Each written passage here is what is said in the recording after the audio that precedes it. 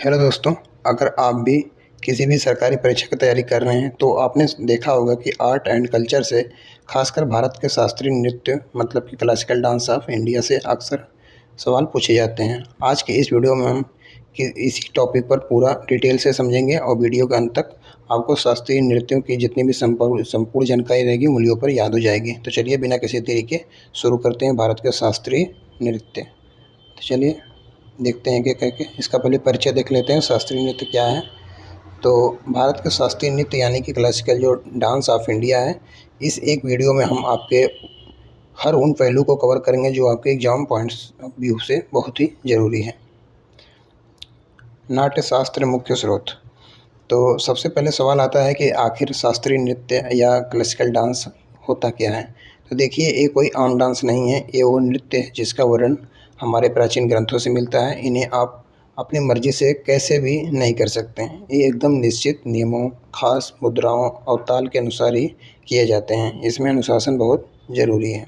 देख सकते हैं कि भारत नृत्य शास्त्रों के सबसे प्रामाणिक जो जानकारी भरत मुनि द्वारा रचित नाट्यशास्त्र पुस्तक से मिलती है। और इस नाट्यशास्त्र को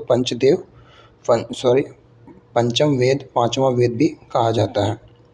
तो आप सोचते होंगे कि इस नियमों की जानकारी हमें कहाँ से मिलती है, तो आप देख सकते हैं। तो दोस्तों, भारत में जो शास्त्रीय नृत्य की सबसे प्रामाणिक जानकारी यहीं से मिलती है, जो आपको स्क्रीन पे दिख रही है। कुल कितने शास्त्रीय नृत्य हैं?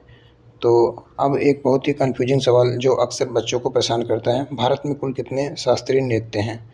अगर आपसे पूछा जाए कि जो संगीत नाटक अकादमी जिसकी स्थापना 1953 में हुई थी के अनुसार कितने हैं, तो आपका जवाब होगा 8। देख सकते हैं कुल कितने जो शास्त्रीय नृत्य हैं, तो होते हैं 8। भारत के संगीत नाटक अकादमी है, उसकी स्थापना कब हुई थी? तो 1953 में। तो उसके अनुसार ही भारत में कुल 8 शास्त्रीय नृत्य हैं। आगे बढ़ते हैं संस्कृति मंत्रालय दृष्टिकोण से।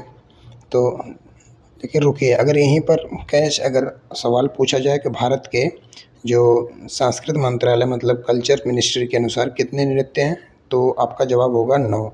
संस्कृति मंत्रालय ने हाल ही में एक जो छऊ को 9वें शास्त्रीय नृत्य के रूप में मान्यता दी है। जो एग्जाम में सवाल की भाषा को ध्यान से पढ़िएगा, छऊ। तो इसके संस्कृति मंत्रालय के दृष्टिकोण से कितने हो गए? 9 हो गए। शास्त्रीय नृत्य की संख्या कितनी हो गई? 9 हो गई। किसके अनुसार? कल्चरल मिनिस्ट्री के द्वारा, भारत और संस्कृति मंत्रालय के द्वारा कितने हो गए? 9। तो 9वां कौन सा? अब देख सकते हैं, छऊ। आगे बढ़ते हैं दिशाओं के आधार पर विभाजन। तो अब इन नृत्यों को भारत के नक्शे पर आप देखोगे कि दिशाओं के हिसाब से याद कैसे कर सकते हैं। तो पहला आप देख सकते हैं लिखा हुआ है उत्तर भारत।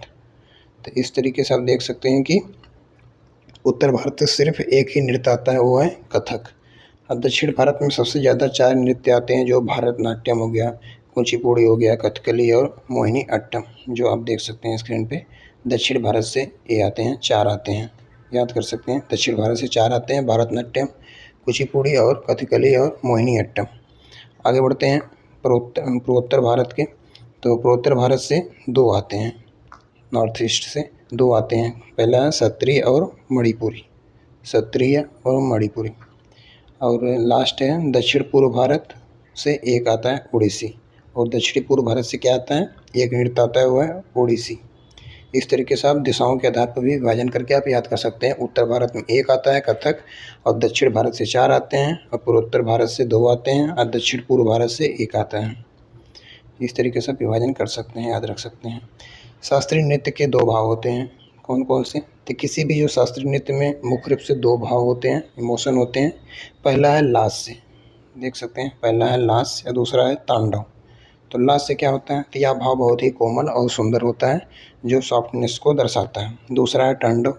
तो नाम से ही आप समझ गए होंगे कि यह भाव भगवान शिव के क्रोध और उनकी असीम ऊर्जा से एनर्जी से दर्शाता है। यहाँ आप एक एक करके नृत्य को डिटेल में आगे समझेंगे। तो देख सकते हैं, पहला है भरतनाट्यम, जो कहाँ से बिलोंग करता है? तमिलनाडु। तो चलिए सबसे पहले बात करते हैं भरतनाट्यम की। यह तमिलनाडु का शास्त्रीय नृत्य है। आपको बता दूं कि भारत का जो सबसे पुराना शास्त्रीय नृत्य है, जो लगभग 2000 साल पुराना माना जाता है। देख सकते हैं भरतनाट्यम जो कितने साल पुराना है? तो 2000 वर्ष पुराना है। कहाँ के? तमिलनाडु के। क्या नाम है? भरतनाट्यम। आगे बढ़ते हैं। भरतनाट्यम के प्राचीन नाम क्या है? तो प्राचीन काल में भरतनाट्यम को सादिर के नाम से जाना जाता था, जो कि इसे पुराने समय में मंदिरों में जो देवदासियों द्वारा भगवान को समर्पित किया जाता था, तो इसलिए इसे दासी अट्टम भी कहा जाता है। तो इस तरीके से याद रख सकते हैं कि भरतनाट्यम को प्राचीन नाम क्या है? तो सादिर है, और इसे मंदिरों में जो देवदासियों द्वारा भगवान को समर्पित किया जाता था, इसलिए इसे दासी अट्टम भी कह सकते हैं। तो इसे लास्ट वाले वर्ड से याद कर सकते हैं, भरतनाट्यम से दासी अट्टम, और इसे पुराना नाम क्या है? सादिर। आगे बढ़ते हैं। अग्नि नृत्य। तो एक बहुत ही दिलचस्प फैक्ट है इसके बारे में यह है कि भरतनाट्यम के जो अग्नि नृत्य में जो फायर डांस भी कहते हैं, क्यों? क्योंकि प्राचीन काल में इसे मंदिर में प्रज्वलित अग्नि या दीपक लौ के समान जाता था, लौ के सामने किया जाता था। देख सकते हैं,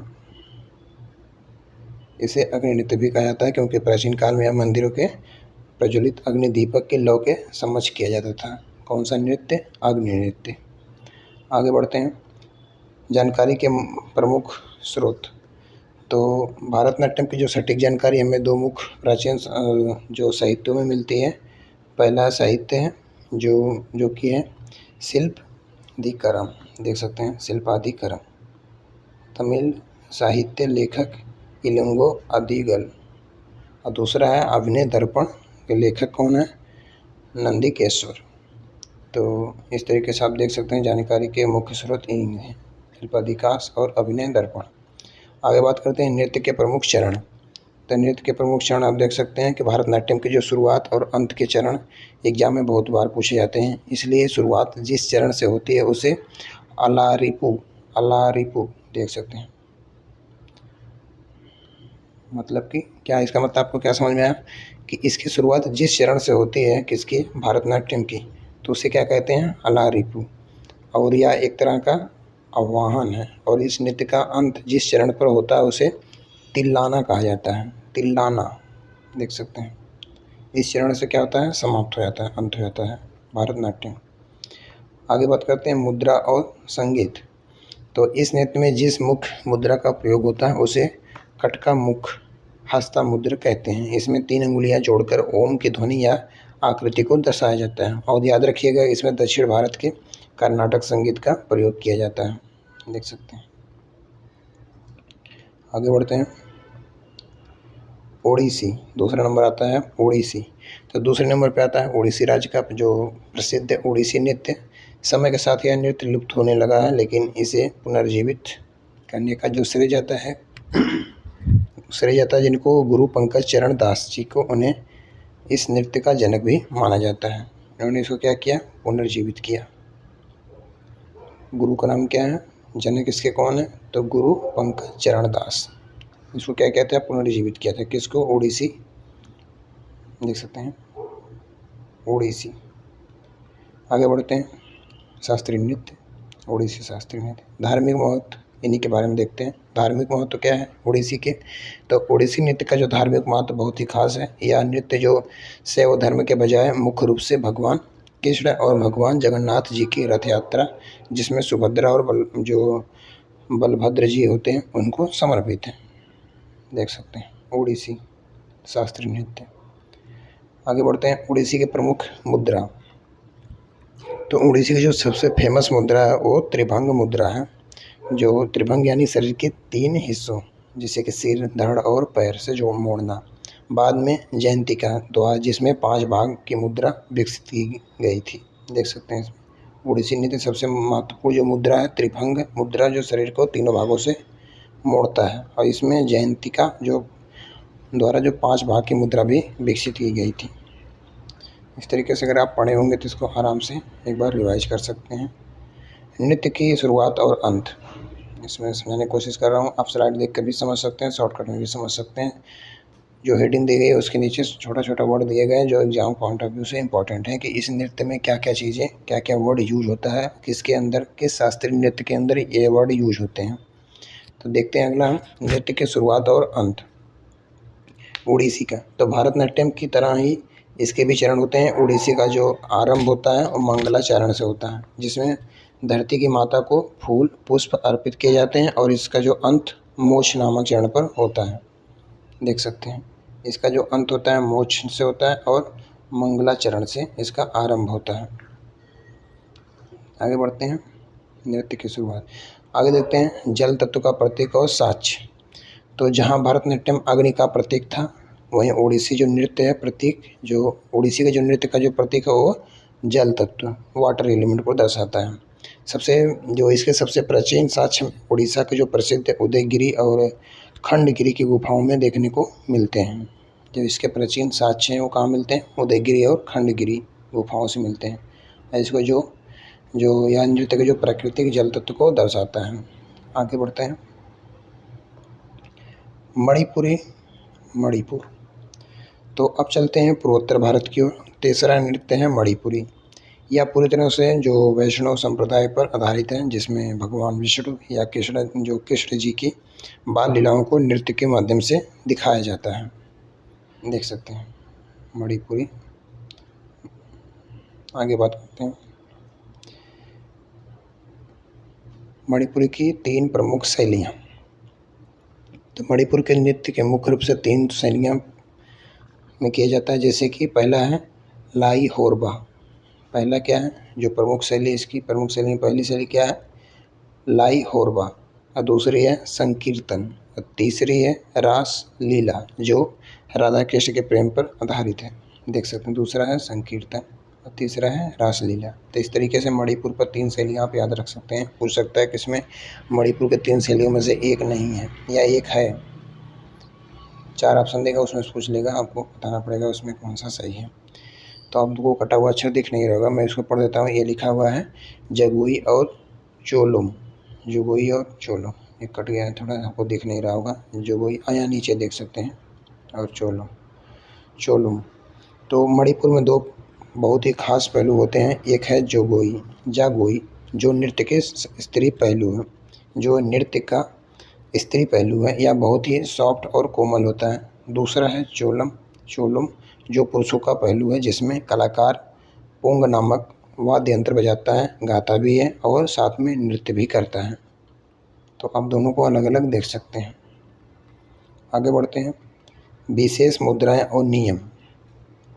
तो इस नृत्य में जो नागबंध मुद्रा का प्रयोग होता है, और इसमें शरीर को 8 जगहों से मोड़ा जाता है। और इसका एक सबसे सख्त नियम यह है कि नृत्य करते समय कलाकार कभी भी दर्शकों से सीधे आंख नहीं मिलाता। No direct eye contact. देख सकते हैं 8 जगहों से मोड़ना होता है। आगे बढ़ते हैं, मणिपुरी की विशेष वेशभूषा। तो मणिपुरी की जो विशेष भूषा बहुत ही आकर्षक होती है। इसमें कलाकार एक विशेष प्रकार के बेलनाकार स्कर्ट पहनते हैं, जिसे क्या कहते हैं? कुमिन या यूटीआई कहा जाता है। और यह स्कर्ट एक नृत्य की पहचान भी है। देख सकते हैं विशेष प्रकार बेलनाकार, जिसे हम क्या कहते हैं? कुमिन या यूटीआई कहा जाता है। कौन से? मणिपुर की जो विशेष वेशभूषा। कुचिपुड़ी आंध्र प्रदेश।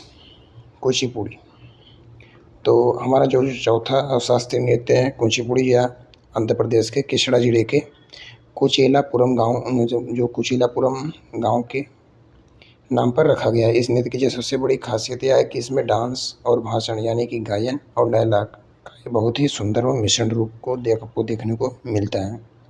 देख सकते हैं आंध्र प्रदेश के जो कृष्ण के राज्य के जो कृष्णा जिले के कुचेलापुरम गाँव के नाम पर रखा गया है। और यह नृत्य का जो भाषण या गायन सुंदर पर मिश्रण है। कौन? कुचिपुड़ी, आंध्र प्रदेश, कृष्णा जिला। कुचिपुड़ी के जो आदि गुरु। तो आगे बात करते हैं, जो देख सकते हैं कुचिपुड़ी के नृत्य का जो आदि गुरु जनक माना जाता है, किसे माना जाता है? वो सिद्धेंद्र योगी को। सिद्धेंद्र योगी,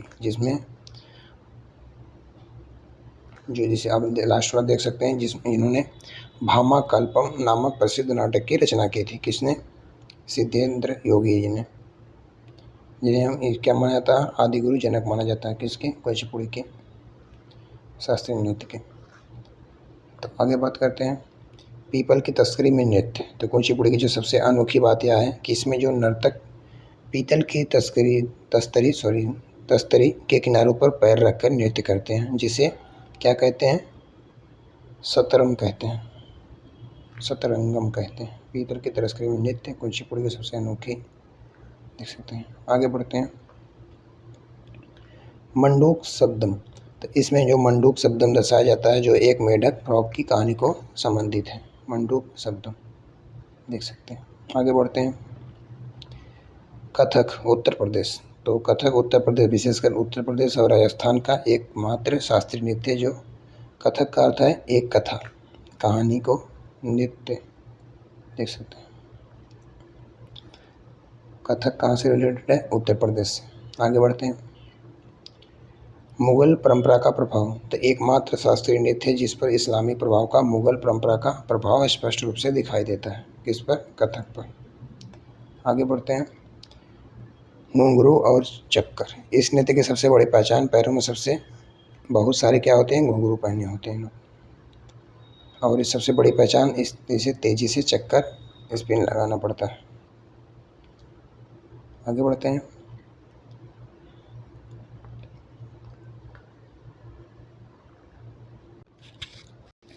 अब देखते हैं आगे। और जो आपको यहाँ पर कटा कटा सा दिख रहा होगा, पूरा नहीं दिख रहा है, जिसको मैं पढ़ दे रहा हूँ। ये क्या लिखा हुआ है? ये लिखा है कथक के घराने। तो कथक के घराने आप देख सकते हैं लखनऊ, जयपुर, बनारस और रायगढ़। तो कथक के सबसे जो बड़ी पहचान उनके घराने हैं। एग्जाम में कई बार मैचिंग के लिए सवाल आते हैं और इसमें मुख्य घराने हैं लखनऊ घराना, नवाब वाजिद अली शाह के समय विकसित या अभिनय पर जोर है। और जो घराना, जो जयपुर घराना, यहाँ पैरों की गति यानी फुटवर्क और चक्कर का जोर है। और बनारस घराना जानकी प्रसाद द्वारा स्थापित है। और रायगढ़ घराना आप इसमें देख सकते हैं कथक के घराने कौन कौन से हैं, लखनऊ, जयपुर, बनारस, रायगढ़। आगे बढ़ते हैं कथकली। कथकली केरल। तो इस नृत्य की जो खासियत यह है कि इसमें नर्तक के पैर सीधे रहते हैं, घुटने मुड़े नहीं होते हैं। इसमें चक्कर, स्पिन और पैरों की ताल सबसे ज़्यादा महत्वपूर्ण होती है। और हाँ, कथक एकमात्र ऐसा जो शास्त्रीय नृत्य है जिसमें हिंदुस्तानी संगीत, उत्तर प्रदेश मतलब कि उत्तर भारतीय संगीत का उपयोग होता है और बाकी सब में कर्नाटक संगीत इस्तेमाल होता है। आगे बात करते हैं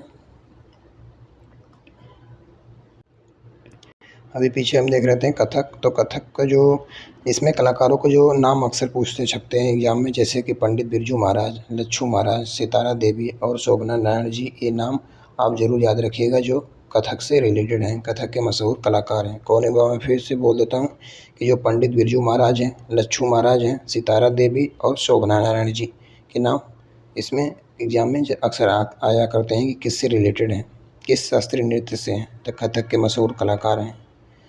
अब आते हैं कथकली पर। तो छठे नंबर पर केरल का बहुत ही रोबदार नृत्य कह सकते हैं कथकली, कथा धन कली यानी कहानी का नाटक या एक तरह का डांस ड्रामा, एक तरह का। ऐसे पुराने समय में इसे रामानाथम कहा जाता था, देख सकते हैं कथकली। आगे देखते हैं रामायण और महाभारत की कथाएं। तो कथकली हमेशा खुले आसमान के नीचे रात के समय किया जाता है। इसकी थीम हमेशा बुराई और अच्छाई की जीत की होती है, जिसमें भगवान राम या कृष्ण अच्छाई और रावण या कंस बुराई की कहानियाँ दिखाई जाती हैं। तो रामायण और महाभारत की कथाएं आप देख सकते हैं इसमें, उन्हीं पर आधारित नृत्य होता है, इसमें उसी का संयोजन होता है। नायक और खलनायक। तो इसमें जो कि इस डांस का जो मेकअप बहुत ही हैवी और रंग बिरंगा होता है और रंगों का अपना एक अलग ही महत्व होता है। इसे रट लीजिएगा। जो इसे पहला नाम है पांचा और दूसरा नाम है कथी। तो यह अच्छाई, देवता और मर्यादा का प्रतीक है। कौन? पांचा। और यह बुराई, घमंड और राक्षसों का प्रतीक है। कौन? लाल रंग कथी। काला रंग क्या है? दृश्यता का प्रतीक है। आगे बात करते हैं प्रकार का विशिष्ट प्रकार का विशिष्ट श्रृंगार। तो इसमें बात करते हैं तो आपको देखने को मिला पारंपरिक तौर पर कथकली सिर्फ पुरुषों द्वारा किया जाता है, यहाँ तक इसमें जो महिलाओं के किरदार भी पुरुष भी निभाते हैं। हालांकि अब आधुनिक समय में महिलाएं भी इसे करने लगी हैं। इसमें आप देख सकते हैं हरा और लाल के प्रतीक कौन कौन से हैं। तो आगे बात करते हैं संगीत और विशेष भाषा। इसमें केरल का जो सोपना संगीत इस्तेमाल होता है गीतों के लिए, जो मणि प्रवलम भाषा मलयालम और संस्कृत का मिश्रण का प्रयोग होता है। आगे बढ़ते हैं आकाश तत्व का प्रतीक। तो जहाँ उड़ीसा का जल तत्व का प्रतीक है, वहीं कथकली प्रकृति के आकाश तत्व को दर्शाता है, देख सकते हैं। आगे बढ़ते हैं मोहिनी अट्टम। अब देखते हैं मोहिनी अट्टम के बारे में। तो मोहिनी अट्टम क्या है? एक केरल का एक शास्त्रीय नृत्य है जो मोहिनी अट्टम भगवान विष्णु ने जब भस्मासुर का वध करने के लिए और समुद्र मंथन के दौरान अमृत बांटने के लिए मोहिनी का रूप धरा था, जिसे सुंदर और मनमोहक रूप से यह नृत्य आधारित है। मोहिनी अट्टम कहाँ से? केरल से। आगे बढ़ते हैं भस्मासुर वध की कथा। तो इसमें जहाँ बात करें इसकी बात करें, जहाँ कथकली मूल रूप से पुरुषों का था, वहीं मोहिनी अट्टम देख सकते हैं। मोहिनी अट्टम 7 नंबर का है। मोहिनी अट्टम में क्या है कि पूरी तरह से महिलाओं पर नृत्य है। यह लास भाव और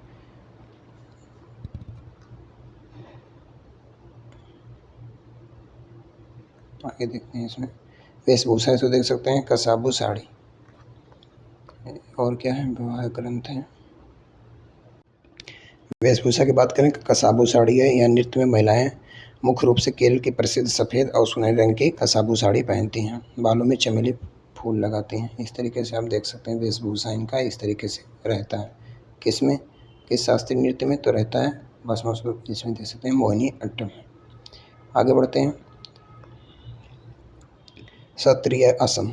तो सत्रिय असम का राज्य का मतलब शास्त्रीय नृत्य है। यह भारत का सबसे नया मतलब कि 8वां शास्त्रीय नृत्य है, जिसे संगीत नाटक अकादमी ने इसे वर्ष 2000 में मान्यता दी थी। कौन सा नृत्य?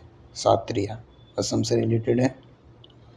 आगे बढ़ते हैं संस्थापक श्रीमंत शंकर देव हैं। इसके संस्थापक कौन हैं? श्रीमंत शंकर देव। यह नृत्य लगभग 500 वर्ष पुराना है और इसके संस्थापक महान समाज सुधारक और संत श्रीमंत शंकर देव हैं।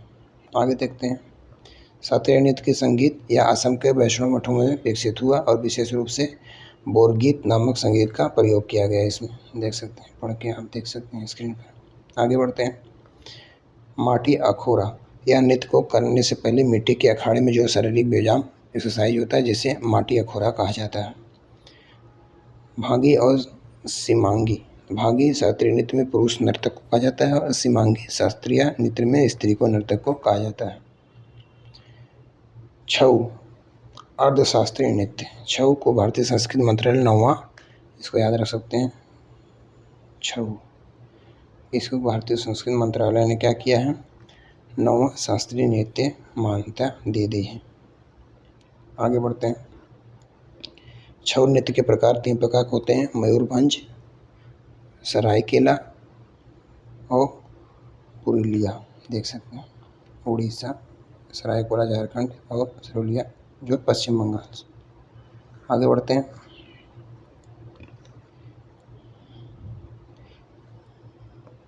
यूनेस्को। तो यह मुख्य इसमें देख लेते हैं जो ये आपको लिखा होगा छऊ नृत्य के 3 प्रकार। तो यह मुख्य रूप से पूर्वी भारत और 3 राज्यों में किया जाता है, जिसके नाम पर आप देख सकते हैं 3 शैलियाँ बनी हुई हैं। तीनों राज्यों के आपको नाम दिख रहे होंगे। आगे बात करते हैं यूनेस्को में छऊ। तो छऊ नृत्य की जो सांस्कृतिक महत्ता को देखते हुए इसे वर्ष 2010 में यूनेस्को की अमूर्त सांस्कृतिक विरासत में इसे शामिल कर लिया गया है। नृत्य और उसके भाव। कथकली भारत का एक जो मात्र शास्त्रीय नृत्य है जो पूरी तरह से भगवान शिव के तांडव को भाव को दर्शाता है, देख सकते हैं। आगे बढ़ते हैं लास्य और तांडव का संगम। कथक और मणिपुर तांडव का और लास्य दोनों भाव।